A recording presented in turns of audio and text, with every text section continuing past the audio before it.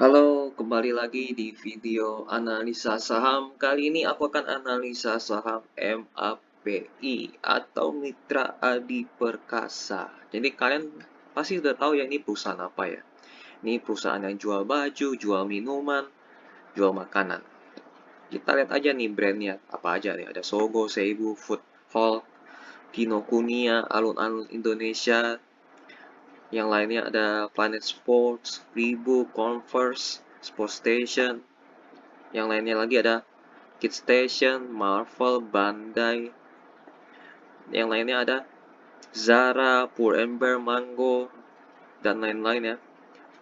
Lalu ada Starbucks, Pizza Marzano, Godiva, dan lain-lainnya juga. Jadi ini memang perusahaan semacam kayak apa ya namanya ya. Retail lah ya, retail makanan dan makanan, retail pakaian, makanan, dan minuman. Kalau kalian mau lihat lebih detail, kalian bisa aja langsung datang ke map.co.id websitenya ya. Di sini juga ada informasi tentang annual report, financial highlight, stock and share, IPO prospectus, dan lain-lainnya. Jadi kalian cek aja di map.co.id buat teman-teman yang mau ngecek ya. Jadi kalau aku nggak akan ngecek secara detail di websitenya karena makan waktu yang lumayan banyak. Jadi kalian sendiri yang ngecek lewat websitenya. Aku akan fokus ke inti-intinya aja ya. Kita langsung masuk ke halaman IDX, tapi tentang profilnya MAP. Kita lihat ya MAP ini informasi singkatnya seperti apa ya. Aku sih lebih kalau di halaman ini aku lihat ke jajaran komisaris dan direksi plus jumlah lembar saham itu yang aku lihat. Ini IPO 2004, udah lama. Ini jadi kalian juga cari sendiri nama-nama orang-orang yang ada di posisi direktur dan komisaris. Apakah mereka punya jejak yang jahat atau yang baik? Kalian searching di Google ya. Ini kalian tinggal copy paste aja nama-nama mereka, spasi skandal atau spasi kasus, cari di Google. Rekam jejak mereka bagaimana? Kalau bagus ya bagus, kalau jelek ya berarti ada warning. Hati-hati dengan saham ini. Gitu aja sih. Kita langsung masuk ke bagian pemegang saham. Wah, ini masyarakatnya banyak nih, 48%. Ini kurang menarik kalau aku ya. Jadi semakin banyak jumlah lembar saham yang beredar di masyarakat, aku semakin kurang menarik. Kenapa? Karena satu, ngangkat harga sahamnya susah. Jadi jumlah lembar yang beredar itu sangat banyak. Ngerti kan? Jadi barangnya jadi nggak langka karena saking banyak ya gitu. Tapi jumlahnya ini sendiri 8 miliar ya, 8 miliar, 48%. Dan kalau mereka mau right issue jadi nggak bisa karena udah mentok gitu, udah terlalu banyak di masyarakat. Mereka ini ada saham treasury. Saham treasury ini hasil dari mereka buyback ya, buyback saham. Jadi si MAP ini atau Satya Mulia MAP ini ya mereka buyback, membeli saham beredar yang dia ada masyarakat. Jadi saham yang beredar ini semakin sedikit, tapi buybacknya pun cuma sedikit, cuma 60 juta doang. Hanya 0,36%, ya dikit lah. Tapi tetap ini jumlah yang terlalu banyak di masyarakat. Jadi aku kurang menarik sih kalau cuma 48%. Jumlahnya 48%. Paling gitu aja. Mereka susah right issue. Tapi apakah mempengaruhi keputusan atau beli atau tidak? Tentu saja tidak ya. Ini cuma salah satu faktor aja. Dan ini pun bisa jadi keputusan beli atau tidak berpengaruh sama sekali. Tapi ini hanya informasi yang tambahan. Tapi yang menjadi keputusan utama itu di keuangan. Gitu. Oke, langsung kita lihat berita yang lain. Sebelum itu kita pengen cari tahu Satya Mulia Gema Gemilang ini dipegang oleh siapa? Ini kan pengendalinya kan 51%. Tapi orangnya siapa? Kita cari tahu di Google. Ketik aja Satya Mulia Gema Gemilang, ketemu deh. Ini bisnis Taipan Samsul Nur Salim. Diduga mengendalikan MAPI melalui Satya. Nah, ini nih. Setelah kita buka, siapakah Syamsul Nur Salim? KPK tetapkan Syamsul Nur Salim tersangka kasus BLBI. Syamsul Nur Salim memiliki MAPI. Berbeda dengan, jadi dia punya GJTL, dia juga punya MAPI. Tapi namanya kan nggak ada si Samsul kan. Tapi dia di belakang PT ini ada si beliau. MAPI memiliki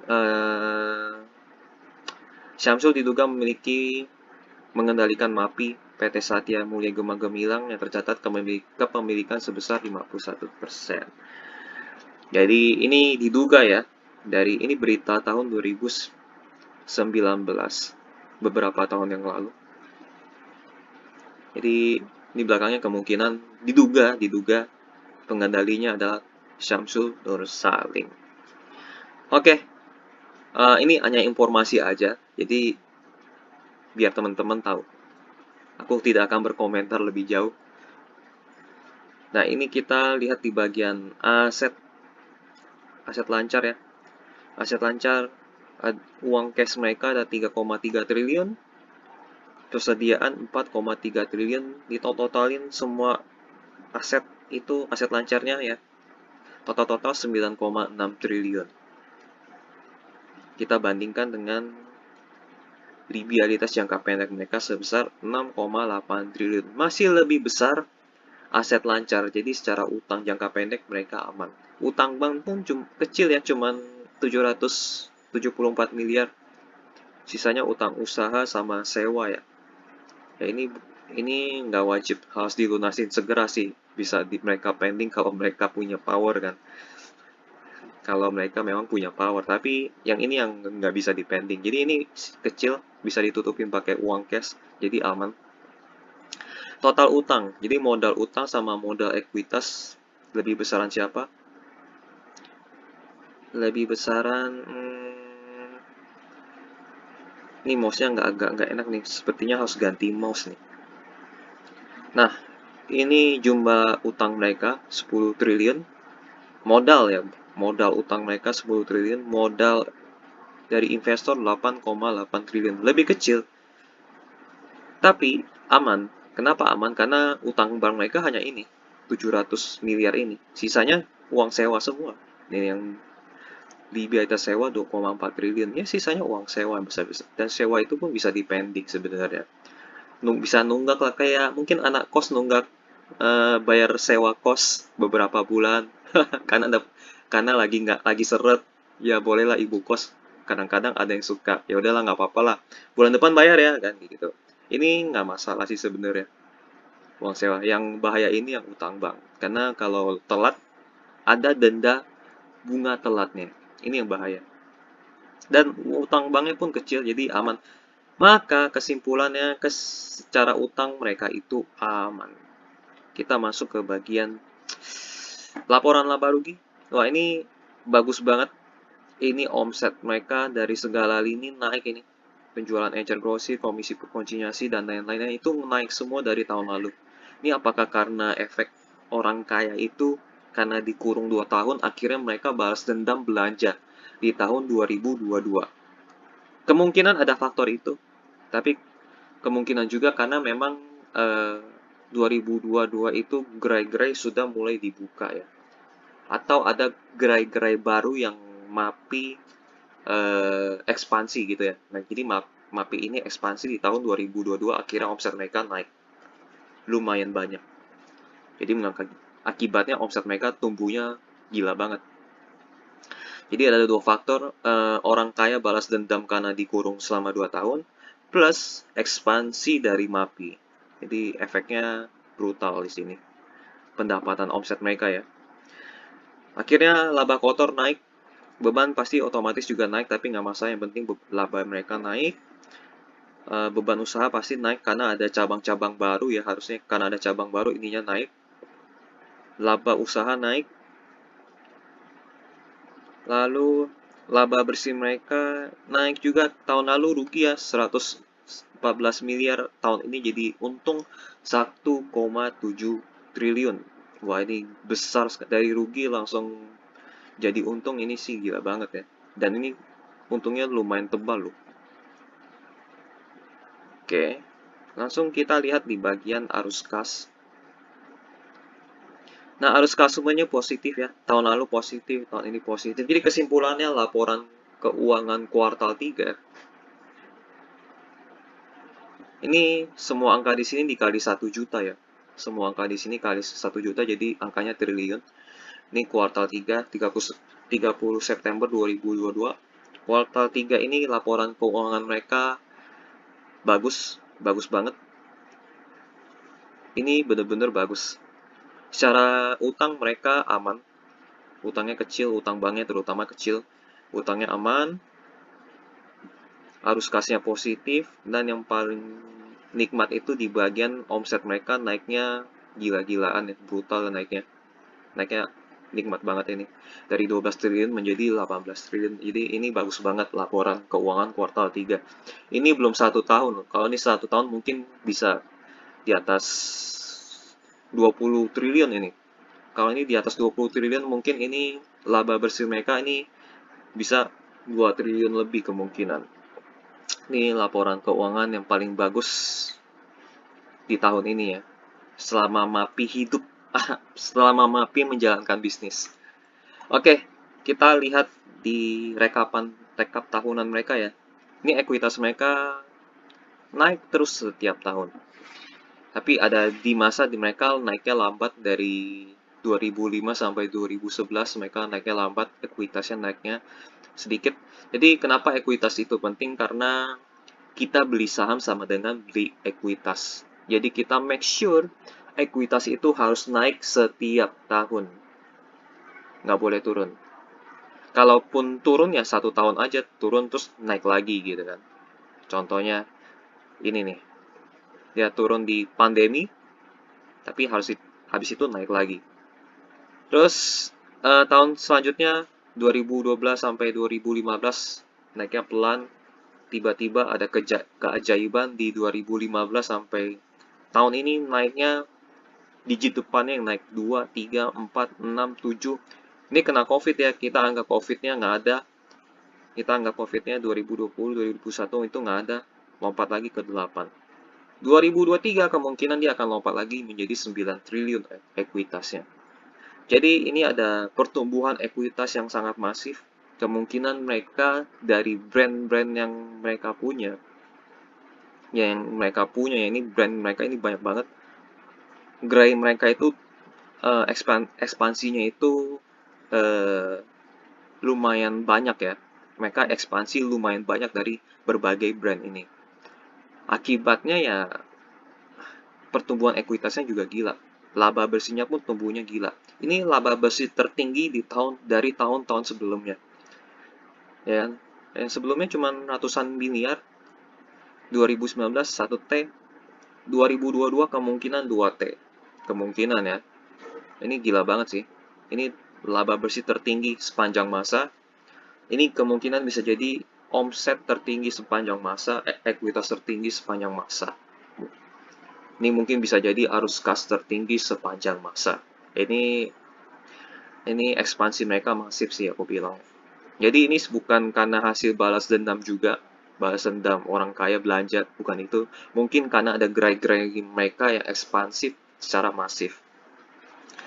Jadi rekapan tahun mereka luar biasa bagus, pertumbuhan bisnis mereka ya. Apalagi Indonesia masih negara berkembang, jadi masih ada ruang untuk mereka bertumbuh lebih banyak lagi.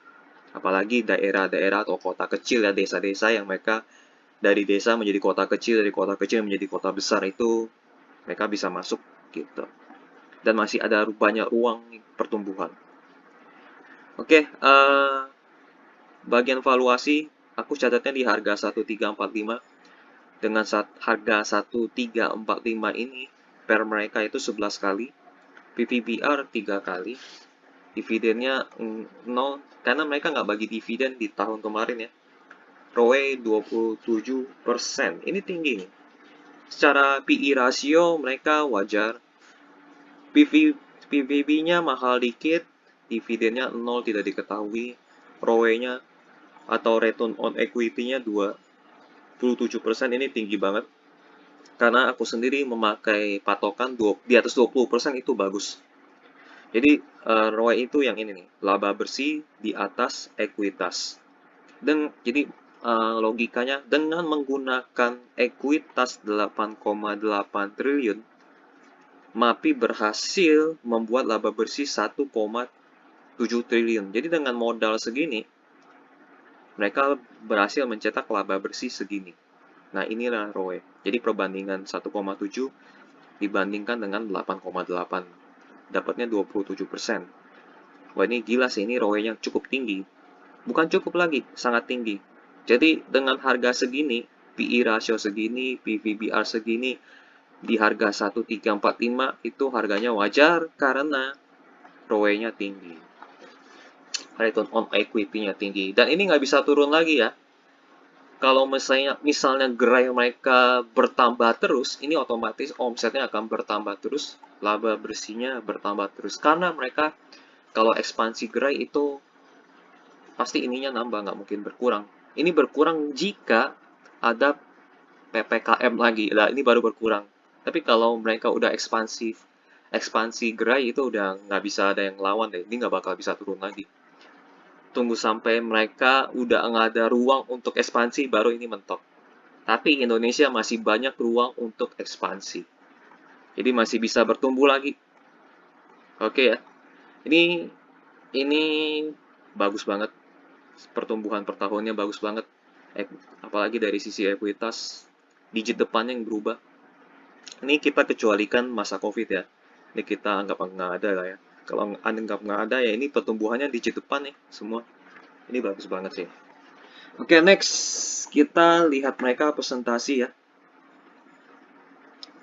Ini presentasi mereka shopping for everyone. Nah, ini gerai retail mereka ada 2000 lebih, 150 merek kelas dunia, 110 konsep retail, dan mereka ternyata mengendalikan perusahaan mereka di brand-brand mereka itu di Indonesia, Vietnam, Thailand, Filipina, Singapura, Malaysia. ASEAN ya. Masuk ASEAN ternyata MAP ini. Lebih dari 80 kota, 29.000 karyawan. Ini MAP Retail Academy juga ada ternyata ya. Sales point MAPI di ASEAN. Jadi MAPI ternyata sudah ekspansif ke negara-negara tetangga ya. Ini sudah kelihatan. Vietnam 25 poin penjualan, Filipina, Thailand. Paling banyak di Filipina. Ini masih bisa diekspansi lagi kalau mereka mau Vietnam. Jadi ruang pertumbuhan mereka bukan hanya di Indonesia ya. Ruang pertumbuhan mereka itu di negara-negara lain, negara-negara tetangga. Ini di Indonesia sendiri udah 3.000. Kalau mereka mau ekspansif di negara tetangga sampai ribuan, ini pertumbuhan ini tadi masih bisa lebih gila lagi. Ini catat ya, karena mereka ada cabang di luar negeri, negara tetangga. Ini ekonomi Indonesia kita tahu lah ya, perang Ukraina, lonjakan harga minyak. Padahal ya harga minyak udah mulai turun, suku bunga naiknya udah mulai melambat, inflasi sudah beberapa negara sudah mulai turun, terutama Turki kemarin aku baca turun, udah mulai turun ya. Resesi global yang masih belum pasti, nggak tahu terjadi atau enggak kan. Varian baru, kemarin katanya di China ada varian baru, tapi WHO hari ini bilang bukan varian baru. Jadi kita tunggu aja. Tapi meskipun ada varian baru, aku rasa pemerintah di dunia sudah tidak mau PPKM lagi. Mereka bodoh amat, mereka lanjutin hidup, tetap dibuka PPKM-nya, tapi mereka perkuat dari sisi vaksin atau penyembuhan, gitu. Karena mungkin hampir seluruh dunia udah kena vaksin kali ya, lebih tangguh mungkin. Pemulihan bisnis setelah langkah taktis menghadapi COVID, ya ini lewatin aja karena COVID ini udah bukan jadi hal yang serius lagi. 4 pilar pertumbuhan perusahaan, integrasi opsi pembelian retail, menunjukkan regional branded commerce. Ini lebih ke marketing, lebih tepatnya. Jadi mereka strateginya ya, kalau secara secara sederhana mereka di marketing dan ekspansi. Mereka udah bilang ekspansi dengan prinsip kehati-hatian. Jadi mereka ekspansi bukan main asal ekspansi, tapi mereka memperhitungkan apakah ekspansi ini menghasilkan omset baru atau tidak. Jadi ini keputusan yang bagus. Nah, ini menyatukan opsi pembelian retail. Jadi mereka multi-channel ya, offline, online, chat, kanal, marketplace. Jadi 4 ini nih. Bisa lewat chat, bisa lewat kanal marketplace, offline dan online. disatuin semua. Jadi mereka nggak terbatas di toko doang. Bisa lewat chatting, mungkin lewat WA kali ya maksudnya ya. Ini juga sama. Jadi baju, HP, Digimap punya mereka juga. Zara. Ini Indonesia, ini Vietnam. Wow. Singapura, Malaysia, Philippines, semuanya. Wah, ini kalau mereka ekspansi di negara tetangga sampai ribuan, wah, aku nggak tahu deh ini omset ini bisa lompat sampai berapa triliun. Kemungkinan bisa 20 triliun dalam beberapa tahun ke depan. Nah, ini perubahan digital, jadi semua grup di dalam MAP ini disatukan dalam satu ekosistem ya, super app. Mungkin ada diskon segala macam, customer service dan lain-lain ada di satu MAP Club. Endless Isle, Save the Sale. Produk kemudian dikirim ke pelanggan. Proses pengoptimalan inventory perusahaan dengan akses online ke semua gerai. Oh, persediaan pusat distribusi secara nasional. Oke, jadi stok ini secara online, secara terpusat ya. Jadi kalau misal di daerah A nggak ada stoknya, di daerah B bisa supply. Wah, ini oke sih. Jadi tidak ada supply yang mati di satu daerah. Jadi kalau misalnya di daerah A kosong ya, daerah B bisa isi permintaannya begitu. Ini bagus, tadi bagus. Perubahan digital, teknologi eksklusif online to offline yang membantu pembeli online untuk mendapatkan pengiriman yang lebih cepat melalui pemenuhan barang dari gerai terdekat dari alamat mereka. Oke, good. Kemitraan strategi, Foodlocker, Thailand dan Filipina. Ini 2021 ya.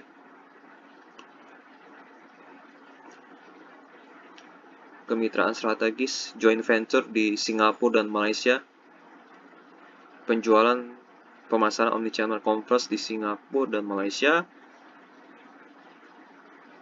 Tambahan utama untuk portfolio merek MBA 27 gerai di Indonesia per akhir Juni 2022. Makanya aku bilang kan kenapa omset mereka bertambah, karena ada gerai-gerai baru atau bisnis-bisnis baru yang mereka hadirkan ya, atau mereka publish. Jadi bukan karena orang kaya balas dendam karena 2 tahun dikurung, bukan itu, tapi karena mereka ada ekspansi gerai. Digibox di Vietnam, wow, diluncurkan 9 April 2022. Ini Digibox tidak hanya di Indonesia, tapi ada di Vietnam juga. Ekspansi gerai mereka itu loh yang menjadi ini, yang kinerja mereka naiknya gila. Keuangan kita lewatin aja ya. Keuangan kita lewatin aja karena kita udah catat penjualan digital meningkat ya. 1%, 10%, 13%. Ini baru Q1. Penjualan bersih, ya keuangan kita lewatin aja ya. Bersih keuangan. Karena kita udah lihat tadi. Merek baru, Foodlocker, Subway, Flip-Flop. Ini merek baru nih. Merek barunya tapi di tahun berapa? Mungkin di tahun ini atau tahun lalu ya. Karena retail online Juni 2022. Di Gmap dan lain-lainnya. Zara, bla bla bla bla. Retail fisik per Juni 2022. Gerai baru, nah kan aku bilang kan. Oh, yang paling ekspansif ini di 2021. Ini semester pertama ya, 6 bulan per Juni kan. 183. Ini setahun berapa nih? Aku nggak tahu nih. Jadi kenapa omset mereka naiknya gila? Mana nih omset? Mana omsetnya? Nah, kenapa omset mereka naiknya gila? Ya sudah dijawab. Kenapa omset mereka naiknya gila? Sudah terjawab ya. Mereka ekspansi gerai baru secara masif. Dan apakah tahun 2023 ini mereka akan ekspansi lagi? Kita lihat dulu ya presentasi mereka dan tanya jawab gerai baru di Indonesia. Senayan City, Foodlocker. Gerai baru Indonesia, Pondok Indah Mall 3, Flip-Flop, gerai baru. Subways, Pondok Indah Mall. Di Vietnam juga ada gerai baru. Jadi pendapatan di Vietnam masuk ke laporan keuangan ini ya.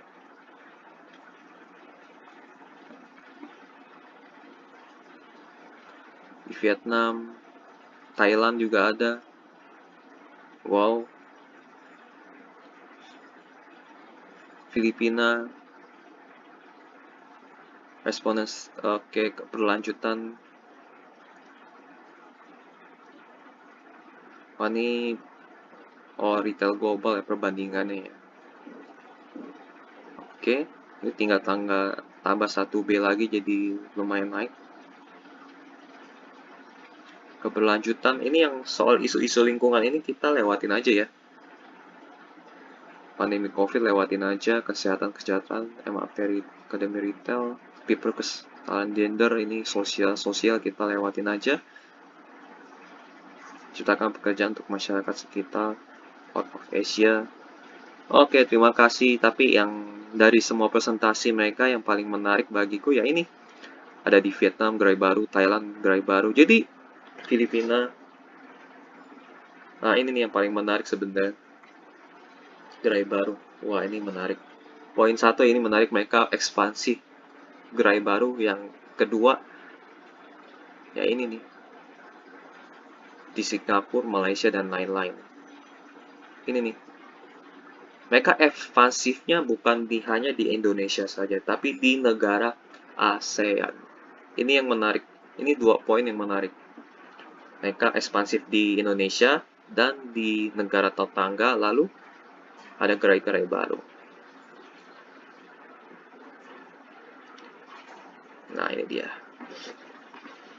Efeknya, mungkin 2023 kita nggak tahu ya, 2023 ini bisa mungkin menjadi di atas 10 triliun lebih. Kemungkinan. Kalau mereka masih ekspansif gerai-gerai baru mereka di Indonesia dan di negara tetangga. Ini akan lompatnya lebih gila lagi laba bersihnya. Mungkin bisa hampir mencapai 3 triliun mungkin ya. Kita lihat saja perkembangan selanjutnya. Oke, kita langsung masuk ke tanya jawab. Bagaimana proyeksi pendapatan dan laba bersih MAPI di 2022? Berapa target pertumbuhannya? Segmen bisnis apa yang akan memberikan kontribusi terbanyak? Oh, ini pertanyaan bagus. Yang A kita baca dulu. Seperti yang kita ketahui, terdapat, ini bahasa basinya lewatin dulu aja. Maka kinerja Q2 seterusnya akan lebih baik. Namun hingga saat ini kami tidak memberikan guidance apapun untuk kinerja tahun penuh yang full year ya, full year, FY itu full year, karena masih banyaknya ketidakpastian. Ini mereka presentasi di bulan Juli, padahal kita ini udah di Januari 2023, jadi di Juli ini mereka tidak tahu, tapi di kuartal 3 harusnya, atau di kuartal 4, ini kuartal 3 ini mereka udah publish bagus banget, kuartal 4 mungkin lebih bagus lagi, bisa 2T lebih, mungkin 2,5T lebih kali ya. Ini hasilnya akan bagus banget sih. Jadi harusnya kita udah punya gambarannya, ini bagus banget. Bagaimana rencana ekspansi di sepanjang tahun? Berapa target penambahan gerai? Nah, ini penambahan gerai ini yang mendorong omset mereka naiknya lumayan banyak. Berkaitan dengan segmen, kami tidak lagi berinvestasi pada segmen departemen, store, dan fashion. Wah, ini bagus, langkah yang sangat bagus. Karena fashion itu banyak pemain. Kecuali brand seperti Inditex, Lacoste, Marks & Spencer. Kami akan terus memprioritaskan segmen aktif, MAPA, dan Boga. Karena kedua segmen ini paling menguntungkan selama ini. Wah, ini bagus nih. Aku nggak tahu nih, ini MAPA apa dan MAPB itu apa. Kan kalau dia sebut ini yang paling menguntungkan ya berarti ini keputusan yang paling bijak. Kedua segmen ini paling menguntungkan selama ini, dan dalam segmen inilah kami mengembangkan kemitraan perusahaan dengan brand-brand seperti Skechers, Converse, Starbucks, Subways. Wah, mantap. Berapa capex yang dialokasikan, berapa yang sudah terserap sampai semester 1, untuk apa saja kegunaannya. Ya paling gerai-gerai. Antara 1,2 sampai 25% diinvestasikan untuk segmen MAP aktif dan FNB yang sudah disebutkan sebelumnya. Oke. Pembagian dividen nggak usah lah ya, kita lewatin aja. Lebih baik mereka bangun ininya aja. Bangun gerai-gerai baru. Berapa capex disiapkan tahun ini sudah dijawab. Ini juga sudah dijawab. Mengapa MAPI memerlukan waktu yang panjang sampai akhirnya memutuskan untuk masuk pasar Singapura dan Malaysia? Apa pertimbangan utama perusahaan? Ini pertanyaan bagus. Perusahaan pada kedua negara ini sebelumnya. Dapat dijelaskan kondisi persaingan usaha di kedua negara ini dan bagaimana strategi perusahaan saat menjejakkan kaki di sana. Wah, ini oke nih. Singapura bukanlah pasar yang mudah untuk melakukan bisnis karena beban operasional yang sangatlah tinggi. Sehingga kami menunggu waktu dan brand yang tepat di mana kami, jadi tergantung brand produknya ya, di mana kami yakin dapat menghasilkan keuntungan. Oleh karena itu, kami menunggu cukup lama sebelum akhirnya memutuskan untuk memasuki dua negara tersebut dan kami sangat berhati-hati dalam ekspansi. Saat ini kami memiliki joint venture untuk brand Converse di Malaysia dan Singapura. Converse adalah salah satu brand yang sangat penting dan sangat menguntungkan dalam segmen MAP aktif kami. Selain Converse, kami sudah memastikan penambahan brand lainnya seperti Reebok, Lotto untuk kedua negara ini. Tujuan kami berekspansi adalah meraih keuntungan, bukan hanya sekedar berekspansi. Jadi mereka ekspansi ya mencari cuan, bukan sekedar ekspansi doang. Seperti Goto mungkin ya. Mereka cuma ekspansi tapi tidak untung. Tapi kalau ini mereka mencari untung. Oke, ini statement yang bagus. Tanpa memiliki brand yang cukup kuat, kami tidak akan memasuki negara baru lainnya. Alasan kami memasuki Vietnam yakni karena kemitraan yang kuat dengan Inditex. Kemudian dilanjutkan dengan negara lainnya. Oke, good. Dapat dijelaskan lebih lanjut mengenai Digibox, status eksklusif, dan kondisi persaingan usaha di Vietnam. Oke, karena Apple tidak memberikan hak eksklusif untuk perusahaan tertentu di sebuah negara, maka kami mengakuisisi hak distribusi Apple di Indonesia pada tahun 2019. Hanya ada 3 perusahaan lainnya yang memiliki hak distribusi Apple di Indonesia. Bisnis ini kami namai Digimap, sementara DigiPlus adalah konsep multi-brand di mana Apple masih mendominasi penjualan. Namun, sama halnya seperti Planet Sports, dapat brand lainnya ditawarkan di DigiPlus. Di Vietnam, kami tidak dapat mendaftarkan nama Digimap, maka kami menggunakan nama Digibox. Di Vietnam, kami pun bukan distributor eksklusif Apple, namun kami yakin dengan strategi dan kemitraan bisnis kami ditambah dengan dukungan dari Apple, kami dapat menjadi retail dominan di Vietnam, sama seperti di Indonesia. Oke. Seberapa besar kenaikan harga year to date 2002 di seluruh segmen? Kenaikan harga dipengaruhi oleh tingkat inflasi dan harga yang kami dapatkan. Kami berusaha untuk menjaga harga jual serendah mungkin, namun sejalan dengan inflasi, banyak dari bahan baku mengalami kenaikan harga, sehingga perusahaan tidak memiliki pilihan lain selain menaikkan harga secara selektif, namun sebisa mungkin kami menjaga agar harga cukup stabil. Untuk brand-brand yang dimiliki oleh MAPI yang menyasar menengah ke atas, naik harga itu bukan menjadi persoalan. Aku tekankan sekali lagi ya, naik harga tidak menjadi persoalan untuk kelas-kelas menengah ke atas. Jadi mereka mudah mendapatkan keuntungan. Jadi ini gila sih ya. Ini omset naik selain dari ekspansi gerai, ini dari kenaikan harga produk yang mereka jual. Nah, ini bisa lompat lebih tinggi lagi kalau mereka naikin harga jual produk mereka. Ini gila banget sih.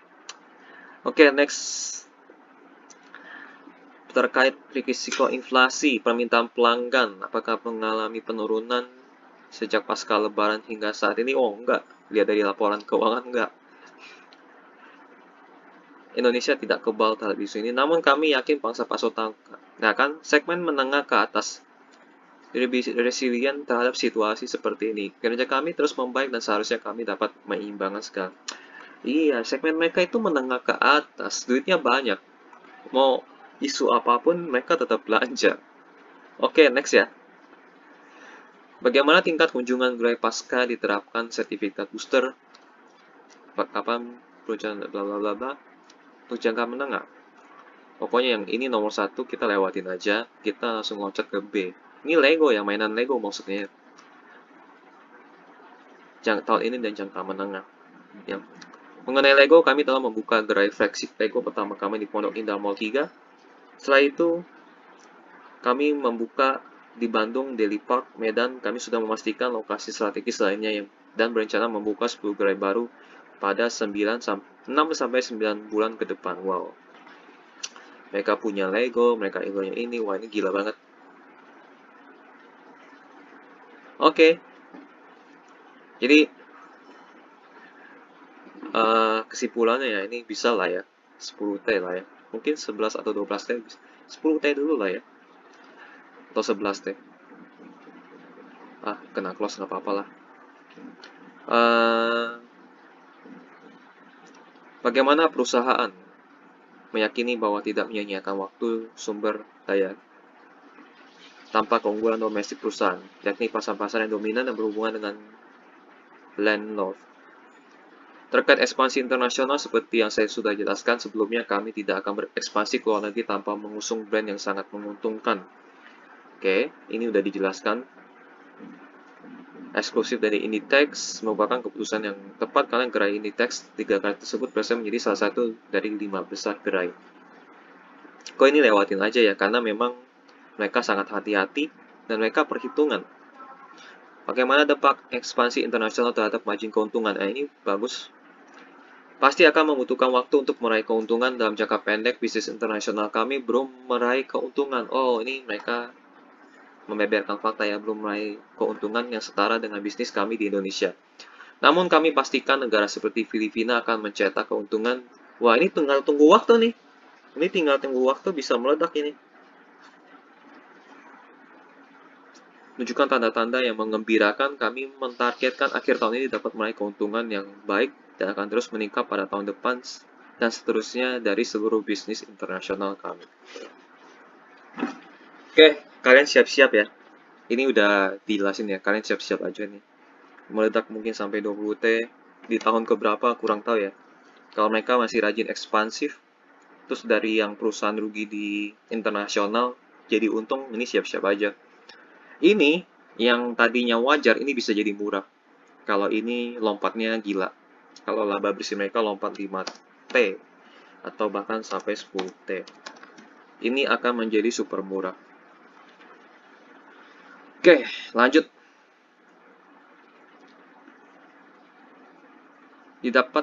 Dapatkah dijelaskan mengenai rencana ekspansi gerai fisik perusahaan? Maksudnya apa ini? Mengenai rencana ekspansi. Oh, maksudnya ini kali ya, ekspansi gerai ya. Telah kami jelaskan sebelumnya. Ya, mereka ekspansi secara hati-hati kayak gitu maksudnya. Seberapa besar efisiensi untuk margin keuntungan yang lebih besar yang dapat perusahaan lakukan setelah menerapkan berbagai strategi digital. Inventory perusahaan ketika pelanggan berkunjung salah satu gerai dan tidak menemukan produk yang diinginkan, kami dapat mengakses ketersediaan produk tersebut di gerai lainnya dan langsung dari gudang warehouse kami. Wah, ini benar. Di tempat A nggak ada, dapatnya dari tempat B. Jadi nggak ada produk yang wasted. Ini benar-benar bagus. Jadi semua produk mereka itu pasti kejual semua. Karena ibaratnya tokonya di mana-mana tapi gudangnya satu. Bagaimana rencana perusahaan untuk ekspansi regional? Negara apakah yang menjadi fokus? Kami menargetkan pasar ASEAN dan kami tidak akan berekspansi di luar kawasan ini serta tetap fokus pada bisnis dan konsumen utama kami dari kelas menengah ke atas. Oke, good. Pertanyaan selanjutnya, Indonesia adalah pangsa pasar utama perusahaan saat ini. Negara manakah yang menjadi kedua terbesar? Mereka sebut Filipina ya. Bahkan melebihi tersebut. Kami yakin Full di Filipina dapat lebih sukses, bahkan melebihi di Indonesia. Di Vietnam kami sudah bermitra dengan bla bla bla. Oke. Nomor 2 Filipina. Bagaimana pandangan perusahaan mengenai masa depan industri retail dalam jangka pendek di tengah banyaknya persaingan antara brand? kita kalau ngomongin bisnis, jarang ada bisnis yang ngomongin jangka pendek. Ini pertanyaannya, ini siapa sih yang nanya? Oke, ya kalau jangka pendek, kita kalau bisnismen atau investor, kalau mereka menggelontorkan sampai duit triliunan, mereka targetnya bukan jangka pendek, mereka targetnya jangka panjang. Jadi, lewatin aja. Pertanyaannya agak aneh sih menurutku ya. Dalam tahun ini harusnya mereka bertumbuh lebih besar kalau jangka pendek, tapi mereka targetnya bukan di situ. Tapi target pertumbuhan dari MAP ini 5 tahun ke depan lah, bisa jadi berapa T ini? Mungkin di 2025 atau 2026 bisa, mungkin bisa terwujud 5 sampai 10 T, ini ekuitas bisa 20 T, ini jadi murah banget. Kita tunggu saja. Kami mentargetkan pasar ASEAN, tadi ini yang berapa banyak tambahan gerai baru tadi hingga akhir tahun ini sudah dijelasin ya. Dengan estimasi gerai baru itu sebanyak 400. Lebih banyak dari 2021. Wah, ini udah pasti nih. Fix ini. Ini fix, ini fix. Ini udah pasti nih. Ini estimasi gerai baru 400. Sementara di 2021 ini, ya kalian lihat sendiri lah ya. 2021 cuma 287. Udah pasti. Jadi omset mereka naik karena gerai baru. Bisa dijelaskan seperti apa rencana ekspansi? Lewatin aja. Dengan kondisi global saat ini, apakah perusahaan mengalami kendala? Nggak ada sih, nggak ada kendala. Harusnya nggak ada kendala ya. Banyak kirimkan dari China, sehingga kami pun mengalami dampak isu ini. Kami bersyukur telah merencanakan proses merchandising sedemikian rupa sehingga kami tidak kekurangan pasokan. Bahkan kami telah bersiap untuk menyambung musim back to school. Kami menargetkan, wow, cukup terkendali ya. Dari segi harga pun kami hanya menaikkan harga jika terdapat kenaikan harga dari brand prinsipal atau vendor. Ya ini mereka bisa, karena kalau target mereka itu menengah ke atas, isu kenaikan harga nggak jadi masalah. Karena kebanyakan menengah ke atas nggak lihat harga, lebih lihat kualitas. Atau gengsi, lebih tepatnya. Semakin mahal itu membuat mereka itu semakin bahagia, bisa pamer ke teman-temannya atau pamer ke orang-orang lain. Oke, supaya harusnya nggak jadi masalah. Dapat dijelaskan target kontribusi penjualan Asia untuk MAPI? Kontribusi, nah ini bagus pertanyaannya. Kontribusi internasional baru 8% ya. Omset baru 8%. Oh, kalau ini udah Filipina dan kawan-kawannya menjadi untung, ini nikmat banget. Namun kami meyakini kontribusinya akan terus meningkat, ini gue setuju. Sejalan dengan upaya kami mendapatkan brand-brand lainnya seperti Inditex, Apple, yang akan terus berkontribusi positif. Ini benar banget. Apakah bisnis MAPI dan MAPA di ASEAN memiliki profil margin yang sama dengan di Indonesia? Ini pertanyaannya bagus nih. Namanya siapa sih? Oke, Verdana Sekuritas Jody. Terkait margin di Filipina sudah hampir menyamai di Indonesia dan kami cukup percaya diri sementara di negara lain Thailand, Vietnam membutuhkan lebih banyak waktu. Kami akan segera beroperasi di Singapura dan Malaysia, namun kami yakin dengan brand seperti Converse yang memiliki margin lebih besar merupakan salah satu brand yang paling menguntungkan bagi kami di Indonesia. Oke, ini pertanyaan selesai. Jadi ini jawabnya ini bagus banget, banyak informasi yang disampaikan. Tahun 2022 sekitar 400 gerai ya. Ini 108 gerai aja omset mereka segini loh, omset mereka segini dan laba bersih mereka segini. Apalagi gerai mereka jadi 400 di Desember ya 2022. Ini bisa berapa ini? Bisa 2 T lebih mungkin ya. Ini udah pasti 10 T nih ekuitas mereka. Wah, ini gila. Oke, kita langsung masuk ke bagian historical harga. Sekarang posisinya 1360 dan ini hampir sama dengan posisi di tahun sekitar 2005 ya. Jadi mereka pernah di posisi ini sebelumnya, jadi ini bukan harga yang tertinggi. Jadi harga yang tertinggi di tahun sebelumnya hampir sama, dan harga terendah mereka itu di sekitar 75 atau 62. Bahkan pernah 39. Kenapa bisa 39? Karena mereka pernah stock split dibagi 10. Jadi harga terendahnya harus dikali 10. Jadi harga terendahnya 36 dikali 10 berarti harga terendahnya sebelum stock split itu 360. Di harga tertinggi jadi dikali 10 jadi 13.000 lah ya. Tapi karena sudah stock split akhirnya dibagi 10 akhirnya dibagi 10 harganya semuanya. Jadi ini pernah di harga tertinggi apakah bisa jatuh? Ini sepertinya akan sulit jatuh jika ininya mereka gerainya ekspansif terus dan laba bersih mereka ini mencetaknya marginnya tinggi banget. Apalagi kalau ROE-nya itu mereka bisa sampai 30% ya. Misal ROE mereka bisa sampai 30%, ini makin nikmat lagi nih. 30% up ya. Up. Wah, ini 30% up. Wah, ini bisa lebih gila lagi nih naik harga sahamnya. Jadi ini bukan harga tertinggi ya. Ini masih bisa cetak harga lebih tinggi lagi. Ini masih bisa lebih tinggi lagi. Kalau kuartal 4 mereka bisa hasilnya ya. Ini kita hapus dulu ya biar nggak bingung. Kalau misalnya 2022 kuartal 4 mereka kuartal 4 ini bisa dia 2,2 up. Terus ini bisa 10 up. 10T ya. 10T. Wah, ini bisa gila sih ini gila. Oke. Ini bukan harga tertinggi kalau kinerja mereka tetap bagus sampai 2023. Sampai 2023 mereka masih mencetak lagi laba bersih yang lebih tinggi misalnya jadi 3T. Terus ini bisa naik lagi menjadi misalnya 14T lebih. Wah, ini harga ini bukan harga tertinggi lagi, ini bisa jadi support baru untuk mencetak harga yang lebih tinggi. Oke, sejarah dividen, mereka jarang bagi dividen karena lebih fokus ekspansi ya. Ya, aku lebih senang mereka ekspansi daripada dividen sih. Karena aku lebih suka dividen mereka ini naiknya lompatnya tinggi dibanding mereka bagi dividen. Tapi mereka dibagi dividen pun aku juga senang, tapi jangan banyak-banyak. Ya paling 10% dari laba lah, jangan lebih banyak. Apalagi sampai mengurangi ekuitas kan. Ini aku suka banget ekuitasnya tumbuhnya di digit depan 2, 3, 4, 6, 7, 8. Ini COVID aku anggap nggak ada. Pertumbuhannya digit depan. Ini bagus banget.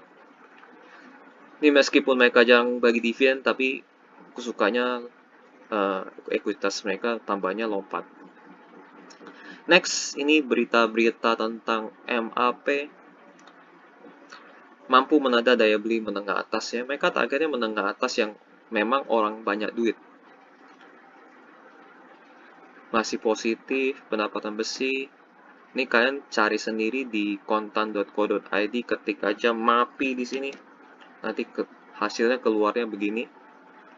Mengalami peningkatan signifikan, nah ini 5 bulan yang lalu.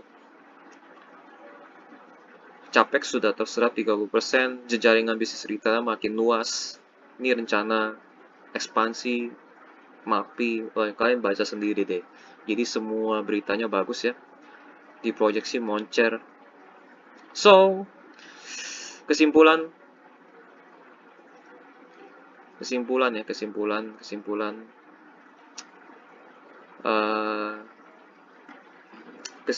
ini jangka panjangnya bagus banget ya. Ini kesimpulannya aku ketik di sini aja.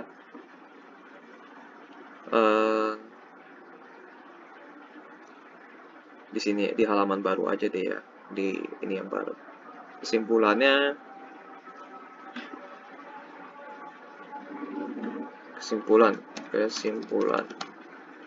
ini kita hapus. Ini mereka masih ekspansif, masih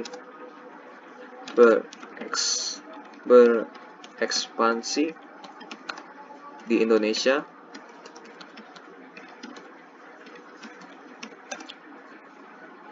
dan ASEAN. ASEAN itu Singapura, Malaysia dan lain-lain ya. Tapi hati-hati atau harus untung.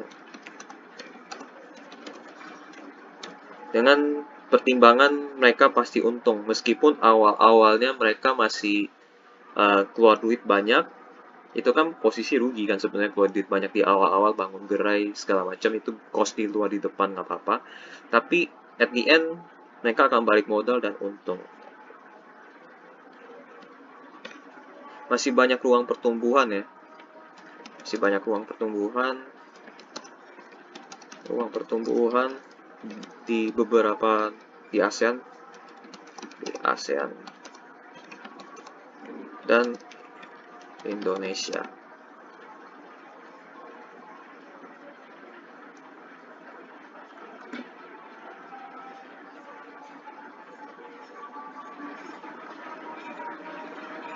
Lalu pertumbuhan gerainya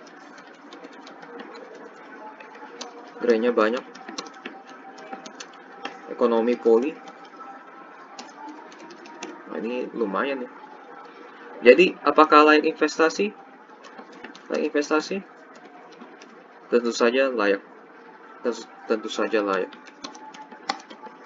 Untuk jangka pendek dan jangka panjang. Ini oke sih, untuk jangka pendek bagus, untuk jangka panjang oke. Ini benar-benar bagus. Karena kenapa aku bilang jangka pendek bagus? Karena ini pertumbuhan ekuitasnya lompatnya gila. Lompatnya melebihi eh, rata-rata perusahaan lainnya. Ekuitasnya lompatnya naiknya kencang, laba bersih naiknya kencang, bahkan ROE mereka itu di kisaran 27%, ini di angka wajar. Jadi jangka pendek mereka itu bagus, masih bisa naik 10-20% dari harga ya. Jadi, tapi aku sarankan jangan ambil jangka pendek. Karena jangka pendeknya itu mereka paling cuan tipis lah ya dengan harga wajar. Jadi lebih baik kalau untuk investasi di MAP itu lebih baik jangka panjang. Lebih nikmat ininya. Jangka panjang artinya di atas 2 tahun ya. Di atas 2 tahun. Lebih nikmat karena kita nggak tahu tahun ketiga mereka berhenti ekspansi atau tidak. Jadi lebih baik kalau mau beli sekarang ya, tapi hold sampai 2 tahun ke atas. Ini pertumbuhan ekuitasnya akan sangat gila. Gitu. Oke ya, ini oke banget MAP. MAP maksudnya, MAP atau MAPI. Kalian boleh investasi jangka pendek, boleh investasi jangka panjang, tapi lebih baik jangka panjang karena cuannya bisa lebih banyak. Karena ekuitas mereka, laba bersih mereka dan omsetnya mungkin akan bertumbuh banyak banget. Oke, paling gitu aja sih.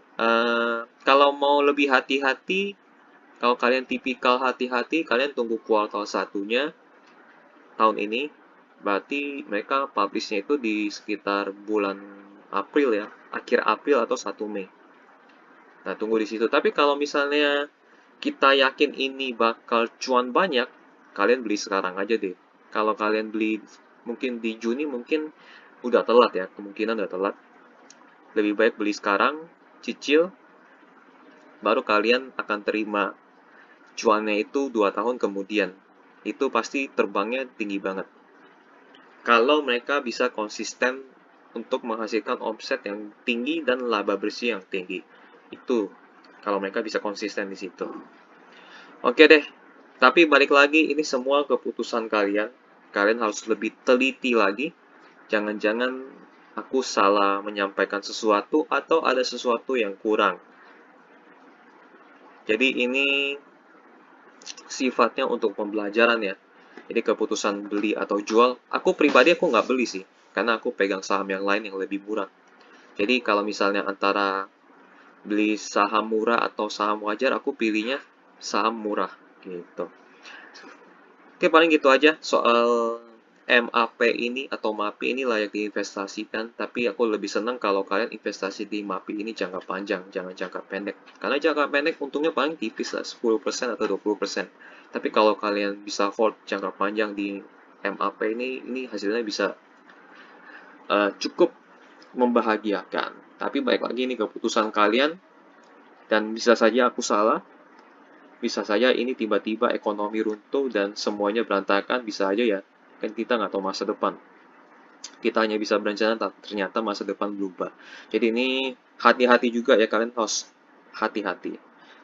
Oke, sekian video analisa tentang MAP. Kalau misalnya ada yang salah atau ada yang kurang, kalian boleh tulis di kolom komentar. Kalau mau ada request saham lain, kalian juga boleh tulis di kolom komentar. Sampai jumpa di video berikutnya. Bye-bye.